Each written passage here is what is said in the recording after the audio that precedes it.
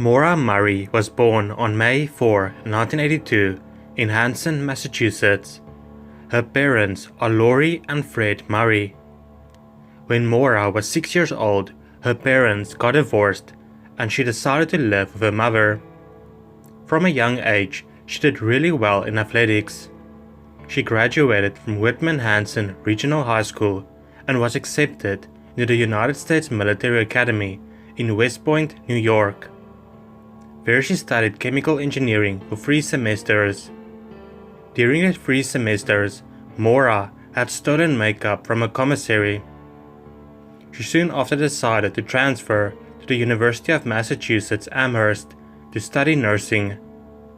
In November of 2003, Murray stole a credit card that she used to order food with. As you'll see, there were 2 sides to Maura. One side that excelled in everything she did, and the other side that often got into trouble. Maura also worked 2 jobs while she studied at the University of Massachusetts Amherst. One evening while working at her campus security job, she was on the phone with her older sister Kathleen. They were discussing her sister's problems with her fiancé. When Maura's supervisor arrived at her desk, he found her in tears. She was completely unresponsive. The supervisor escorted her back to her dorm room around 1:20 a.m. The supervisor also tried to find out why Maura was so upset. Maura simply said, "My sister." Maura's sister Kathleen would later reveal that she was a recovering alcoholic and that her fiancé took her to a liquor store, which caused her to have an emotional breakdown. That is why she called Maura that evening. 2 days later, Maura's father, Fred, came to visit. The 2 of them went car shopping. Later in the evening, they went to dinner along with a friend of Maura's. Maura borrowed her father's Toyota Corolla and dropped him off at his motel. She then returned to her campus to attend a party. At 2:30 a.m. she left the party. Then at 3:30 a.m., while she was driving back to her father's motel, she crashed into a guardrail. The responding officer never did a sobriety test to see if she was drunk driving or not. Maura was then driven to her father's motel and stayed in his room the rest of the morning. Maura is said to have been very upset about the damage she caused to her father's car. Fred told her that insurance would cover it and that she really did not need to be worried about it.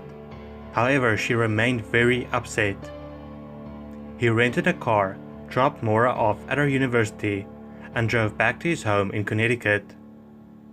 At 11:30 p.m., Fred called his daughter just to remind her that she needs to obtain accident forms from the Registry of Motor Vehicles. The 2 of them agreed to talk again the next evening to discuss the forms. After midnight on Monday, Maura was busy using her computer.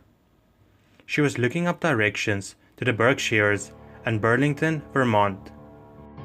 At 1 p.m., she emailed her boyfriend, Billy, that she did not feel like talking, but she will call him later that day. She then made a phone call asking about renting a condo in Bartlett, New Hampshire. The call lasted about 3 minutes. Then, at 1:13 p.m., Maura called a fellow nursing student for unknown reasons. At 1:24 p.m., Maura emailed her work supervisor that she would be out of town due to a death in her family. The only problem was, no one in her family had actually passed away. At 2:05 p.m., Maura called to try and book a hotel in Stowe, Vermont. Then at 2:18 p.m., she called her boyfriend and left a voice message telling him they would talk later. Maura then packed clothing, toiletries, college textbook, and birth control pills into her car. The college textbooks would indicate that she planned on coming back. In her room, most of her belongings were packed up in boxes, and all her art was removed from the walls. On top of the boxes was a printed email to Maura's boyfriend indicating trouble in their relationship. Around 3:30 p.m., she drove away in her black 1996 Saturn sedan. At 3:40 p.m., Maura withdrew $280 from an ATM, which was almost all of the money she had. She then went to a nearby liquor store where she bought about $40 worth of alcohol. This included Bailey's Irish Cream, Kahlua vodka, and a box of Francia wine. This is strange, as she was alone and was not much of a drinker. Later in the day, she did pick up the accident report forms from the Massachusetts Registry of Motor Vehicles. Maura then left Amherst between 4 and 5 p.m. Back in the day, you had to call to check if you had any voicemails, so that is what she did at 4:37 p.m. Sometime after 7 p.m. that night, a Woodsville, New Hampshire resident heard a loud bang outside of her house. She saw a car up against a snowbank on the road. The woman called the sheriff's department at 7:27 p.m. to report the accident. The woman told the 911 operator that she saw a man smoking in the car. She later changed the statement and said that she simply saw a red light in the car. A school bus driver returning home saw the accident scene. He saw the female driver was not bleeding or visibly injured. The female driver was Maura Murray. The bus driver offered to call for help, but Maura pleaded that he did not call police.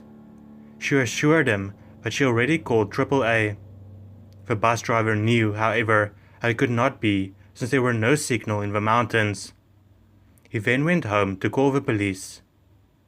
At 7:46 p.m., a police officer arrived at the scene. There was no sign of Maura Murray. The car had impacted the tree on the driver's side of the vehicle, severely damaging the left headlight, and had pushed the car's radiator into the fan. The car's windshield was cracked on the driver's side, and both airbags had deployed. The car was also locked. Inside and outside the car, the police officer found red wine stains. He also found an empty beer bottle in the car. Along with a damaged box of Francia wine, a AAA card, blank accident report forms, gloves, CDs, makeup, jewelry, driving directions to Burlington, Vermont, Maura's favorite stuffed animal, and a book called Not Without Peril. The book was interesting because it was about people that disappeared in the same mountains that she had just disappeared in. Maura's debit cards, credit cards, and cell phone was missing, and still haven't been found to this day.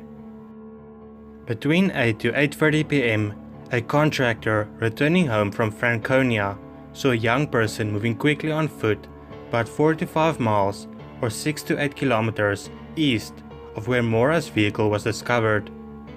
He noted that a young person was wearing jeans, a dark coat, and a light-colored hood. He did not report it to the police immediately due to his own confusion of dates, only discovering 3 months later when reviewing his work records that he had spotted the young person the same night Maura disappeared. It happens quite often that a drunk driver runs away from an accident scene, so at first it was not seen as a missing persons case. Only at 12 p.m. the next day did the police start referring to her as missing.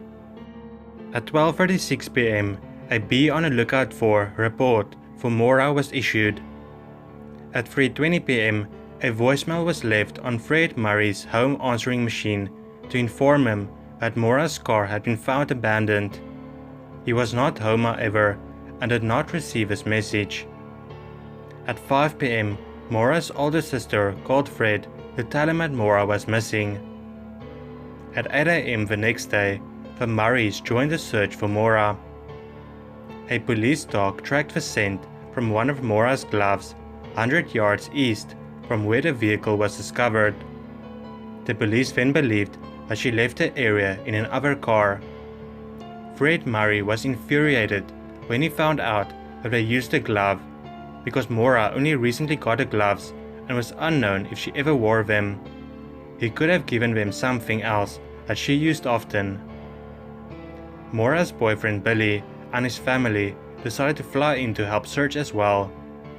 Before his flight, he switched off his cell phone. When they landed, he saw he had a voicemail. He believes he could hear Maura sobbing in the voicemail. At 5 p.m., Billy and his family arrived to start searching as well. He was interrogated by the police in private. At 7 p.m., the police said that they believe Maura either ran away or decided to take her own life. The family, however, believes this was unlikely. A week after Maura's disappearance, Fred and Billy were interviewed by CNN. They announced that the search will expand into Vermont.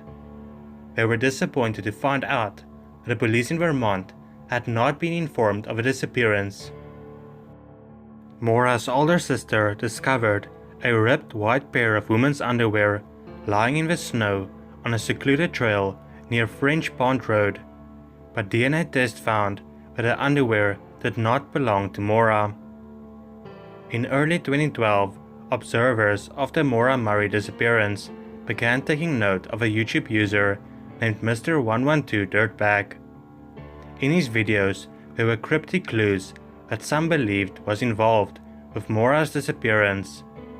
His name, Mr. 112 Dirtbag, was especially interesting. Maura disappeared in Route 112. Dirtbag is what Maura's father called a person who he believed abducted his daughter. The videos were dismissed, however, as a cruel and hideous ploy for attention. Fred does not believe his daughter is still alive and believes she was abducted. He still searches for her body in the area.